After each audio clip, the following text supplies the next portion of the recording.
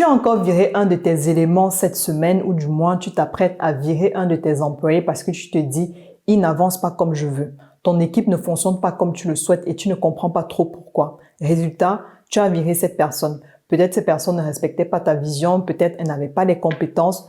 Je te l'accorde. Quand un employé ne respecte pas ta vision, n'est pas loyal, n'a pas les compétences, vole, parfois il faut remercier ces personnes, sinon il risque de bloquer ton entreprise. Mais ce qu'on ne t'a pas dit et ce que peu de dirigeants refusent d'entendre, c'est que c'est souvent toi le problème. Oui, c'est souvent toi le problème. Pas ta vision, pas tes compétences, mais ta capacité à gérer les équipes. Ici, je ne parle pas de caractère, mais je parle vraiment d'une compétence en gestion des êtres humains que tu n'as pas développée lorsque tu as créé ton entreprise. Dans cette vidéo, je vais te montrer ce qu'un conflit dans une équipe peut révéler comme problème de structuration dans une entreprise. Je vais t'expliquer pourquoi les grands dirigeants qui ont des équipes solides ne sont pas forcément de bons managers, mais c'est parce qu'ils ont su mettre en place des systèmes autour d'eux. Donc, reste jusqu'à la fin de cette vidéo. Je vais te partager l'expérience avec un client qui va peut-être te faire voir ta situation différemment. Hello, c'est Zita Yomi. Bienvenue sur la chaîne Optimize Business. J'accompagne les entrepreneurs, chefs d'entreprise de TPE, PME épuisés par l'opérationnel à optimiser la structure de leur business en mettant en place des systèmes autonomes pour qu'ils puissent libérer leur temps et leur esprit et se repositionner en vrais chefs d'entreprise stratèges. Dans cette chaîne, je partage des conseils, des astuces, des méthodes. Donc, n'hésite pas à t'abonner, à liker et surtout à partager à un autre entrepreneur qui pourra en avoir besoin. Parce que oui, il y a plus de bonheur à partager qu'à recevoir. La preuve, je suis sur cette chaîne, je te partage des conseils, des astuces. Je publie au moins une vidéo par semaine. Donc, n'hésite vraiment pas à partager la vidéo et à laisser un commentaire. Oui, laisse un commentaire pour me parler d'une problématique qui te mine peut-être depuis des jours, des semaines, des années. Qui sait, je pourrais répondre à ta problématique et tu pourras enfin trouver une solution à ton problème. Donc, n'hésite pas, n'hésite pas. Les ressources humaines, les êtres humains est une mine d'or pour une entreprise. À l'ère de l'IA, même avec les robots, même avec l'intelligence artificielle, on ne peut rien faire sans les êtres humains. Jack Ma, le fondateur d'Alibaba, disait que sa plus grande compétence qu'il développe chaque jour, c'est vraiment de trouver les bonnes personnes et de les faire travailler ensemble, les faire travailler dans une bonne synergie, une bonne culture d'entreprise.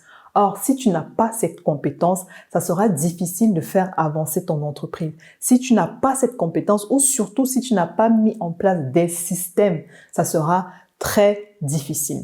J'ai accompagné un entrepreneur dernièrement qui a pris le full package avec la formation des équipes, dans un coaching des équipes et un coaching aussi du chef d'entreprise parce que pour qu'une entreprise soit transformée, nous mettons au centre le chef d'entreprise. Le chef, la tête d'un système doit être transformée pour que tout le corps ensuite puisse être transformé à son tour. Donc, il a pris le full package. Quand je commençais déjà par l'audit, voilà, on fait le tour, on voit ce qui est en place, le système, les outils, il y a quel type de process ou bien peut-être il y a vraiment rien du tout et on doit construire. Donc là, lorsque je suis arrivée au niveau des audits des employés, c'est une équipe de 5 personnes. Il y a un employé qui a attiré mon attention particulièrement. Tout de suite, j'ai vu que la personne il y avait un problème. La personne semblait ne pas être vraie et mon observation a été confirmée par la suite par un manager qui venait aussi d'arriver, qui m'a dit « Zita, vraiment, j'observe la même chose. Il semble avoir un double visage. Il semble se cacher de quelque chose. » Et lorsqu'on a remonté l'information au chef d'entreprise, il a tout simplement dit « Oui, bon, je ne sais pas. De toute façon, c'est vrai que son comportement a changé, son travail a changé. De toute façon, si il continue comme ça, je vais juste le virer, je vais le remplacer. » Et il nous a aussi remonté un incident qui, peut-être pour lui, quand il nous remontait l'incident, il ne voyait pas totalement de rapport, mais moi, j'avais vu tout de suite le rapport, connaissant le chef d'entreprise, en tout cas en ayant l'observé, le peu de temps que j'ai pu l'observer et le peu de temps que j'ai pu observer cet employé, j'ai directement vu où était le problème.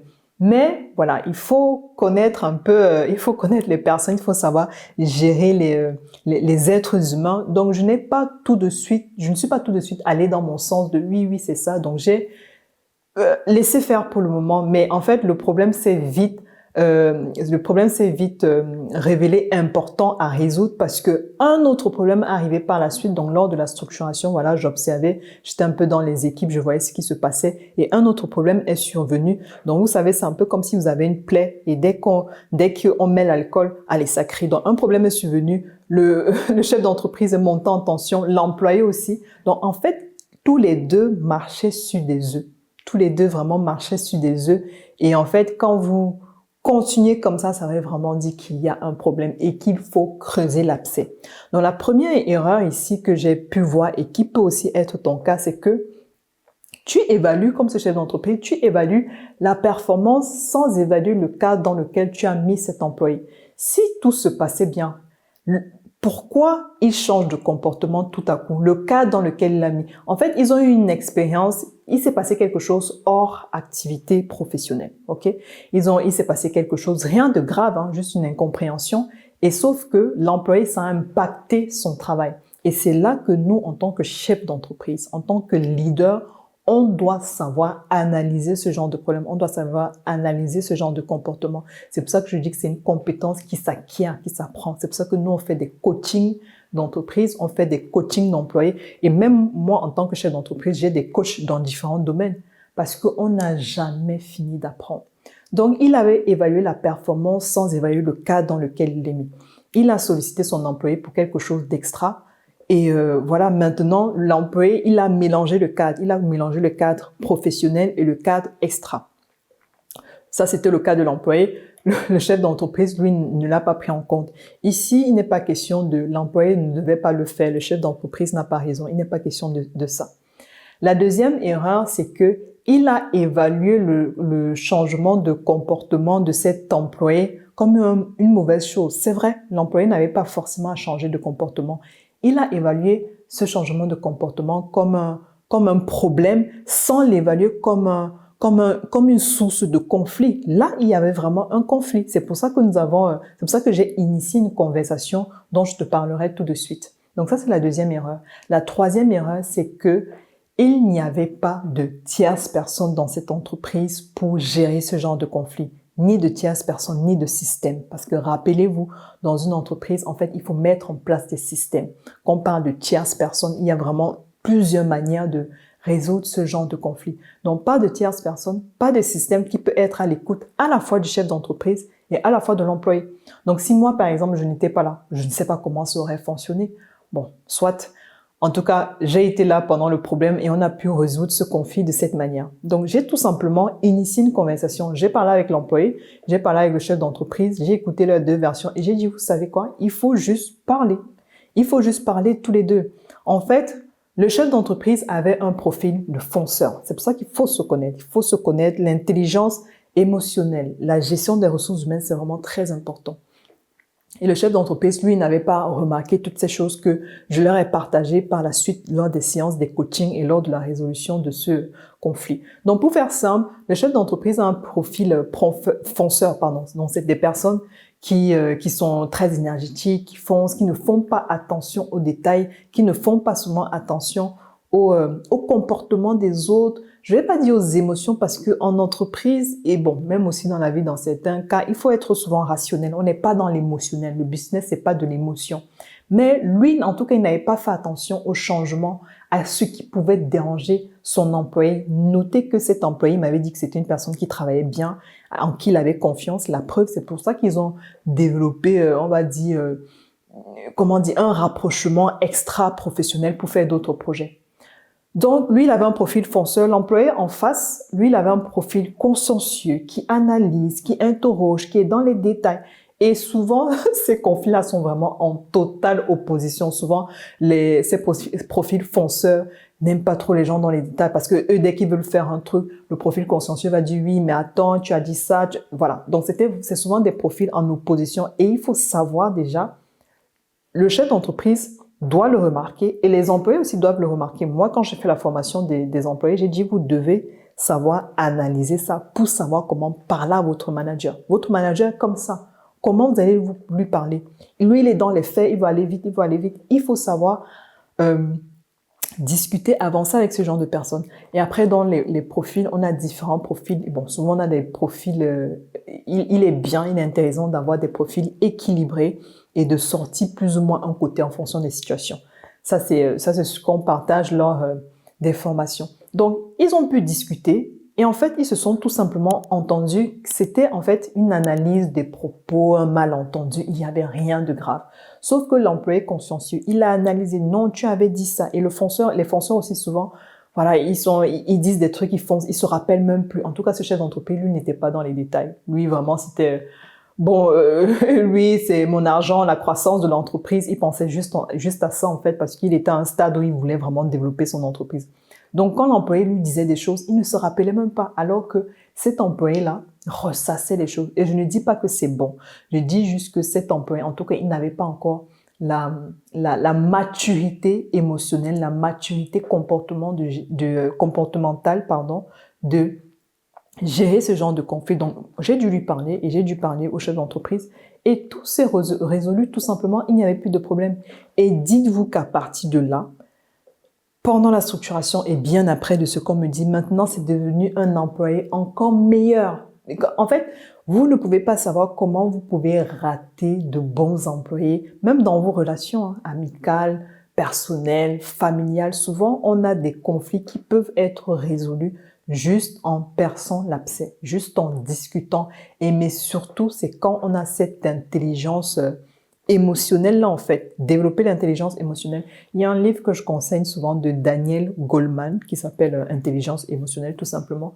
C'est très très important. Ce sont des compétences à développer pour tout leader. Et tout leader doit vraiment accepter de se développer, de se former, d'apprendre chaque jour dans tous les domaines. Les grands leaders, les grands dirigeants qui réussissent, ils vont toujours dire qu'ils sont tout le temps en train d'apprendre. On n'a pas la science infuse. On n'a pas la science infuse. Il faut tout le temps apprendre, tout le temps se développer pour notre bien et pour le bien de l'entourage. Même moi, j'ai déjà eu, je vais dire, un partage personnel. Quand j'étais employée, j'ai eu un problème avec mon boss. À l'époque, j'étais directrice opérationnelle de cette entreprise-là. J'ai eu un problème et comme c'était une personne qui était comme aussi un mentor pour moi dans le business, ça veut dire que quand on a eu le problème, je n'ai pas pris le temps de traiter ce problème. Sauf que quand après, je suis allée sous un autre leadership, le problème est revenu. Il a fallu que je prenne des séances de coaching aussi pour comprendre tout ça. En fait, c'est des choses qui se passent dans le cerveau, dans le mindset en fait. Et quand on n'est pas on n'est pas encore très mature ou bien on n'a pas les compétences tout simplement. Moi, il a fallu qu'on me coach, qu'on m'explique, que je me forme aussi par la suite parce qu'après quand on devient entrepreneur, chef d'entreprise, tout ça, il faut se former beaucoup sur le mindset aussi. Donc c'est après que j'ai compris voilà d'où venait le problème parce que je répétais des frustrations, des mauvais schémas avec ce nouveau leader alors qu'il n'y avait même pas lieu d'être. C'était juste quelque chose, c'était comme un mauvais schéma qui se déroulait dans ma tête. Dès qu'il y avait un élément, ça se déclenchait et ça ne devrait pas être. Donc, il faut comprendre que en entreprise, que ce soit pour nous, on doit déjà se demander est-ce qu'on a les bonnes compétences pour gérer les équipes? Et si on n'a pas les bonnes compétences, on met des systèmes en place. Ce n'est pas pour rien qu'il y a des personnes qui font des études de ressources humaines. Maintenant, oui, si votre entreprise n'est pas assez grande pour développer un département de ressources humaines, je vous l'accorde. Nous, par exemple, avec ce chef d'entreprise, on a proposé voilà une tierce personne. Il faut qu'une tierce personne puisse résoudre les conflits. Il faut qu'il y ait un système maintenant de résolution des litiges. Il y a un système où on peut être à l'écoute des employés parce que vous pouvez être un bon leader, mais vous n'avez pas 100% des compétences. Donc, si vous pouvez, mettez souvent des personnes tierces. Je ne sais pas, peut-être vous avez déjà eu un problème amical, familial, peut-être en couple. Je pense qu'à ce moment-là, vous avez vraiment voulu qu'il y ait une tierce personne, soit peut-être pour confirmer vos propos ou bien pour vous donner un autre aspect de la situation qui va vous permettre d'avancer.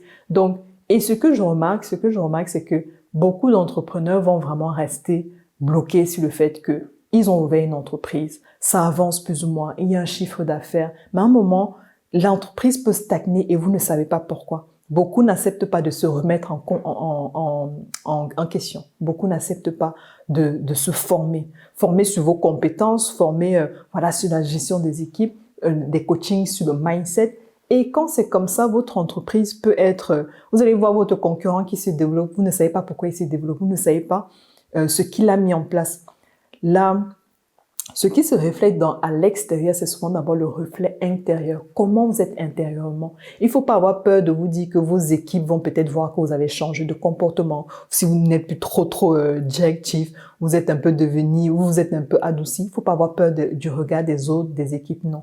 Qu'est-ce que vous décidez? Quelle est la direction que vous voulez que votre entreprise prenne?